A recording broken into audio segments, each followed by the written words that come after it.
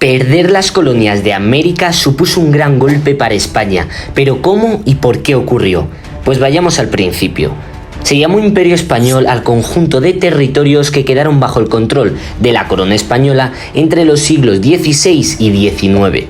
Surgió a raíz de la expansión territorial de los reyes católicos a América a finales del siglo XV. Durante el reinado de Carlos V, el imperio se amplió, con la unión de los territorios del Sacro Imperio Romano-Germánico y la conquista de los imperios azteca e inca. Pero la decadencia empezó a acercarse y el Imperio Español dejó de ser una potencia mundial, con economía y ejército invencibles. Ahora veremos una de las causas más importantes que provocaron esta crisis. El Imperio Español comenzó a perder territorios en el siglo XVII, como el norte de los Países Bajos y Portugal. Estas pérdidas se profundizaron con el Tratado de Utrecht, firmado en 1713. Sin embargo, esto no afectó a sus colonias americanas y asiáticas.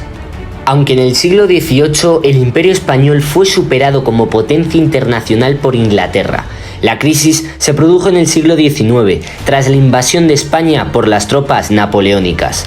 España logró librarse del dominio napoleónico en 1814, pero para el año 1824 había perdido casi todas sus posesiones en América, ya que en ese contexto hubo revueltas en las colonias de España y se rebelaron contra la autoridad, en ese caso el virrey, que era el representante del rey de España, en una serie de guerras de independencia. Pero hasta 1898 España mantenía tres grandes y valiosas colonias, Cuba y Puerto Rico en el Caribe y el archipiélago de Filipinas en el Pacífico. Su control era muy complejo para el gobierno español, debido, sobre todo, a la extendida piratería. Además, se juntó con la gran inestabilidad política, que hacía del país una presa fácil. Las grandes potencias mundiales, ávidas de poder, se disputaban las colonias por razones económicas. España se hallaba pues indefensa a merced del ansia colonizadora no solo de las potencias europeas, sino también de Estados Unidos, que en concreto pugnaba por hacerse con Cuba.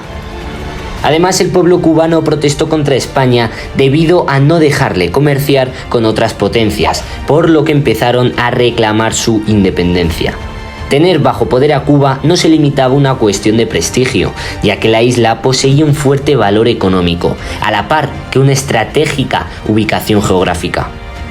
El 25 de enero de 1898, el acorazado norteamericano Maine entró en la bahía de La Habana. El gobierno estadounidense afirmó que era una visita de rutina, pero desde 1895 se libraba en Cuba una sangrienta guerra entre las autoridades españolas y el movimiento independentista cubano, y ya se conocía que Estados Unidos quería intervenir en favor de Cuba.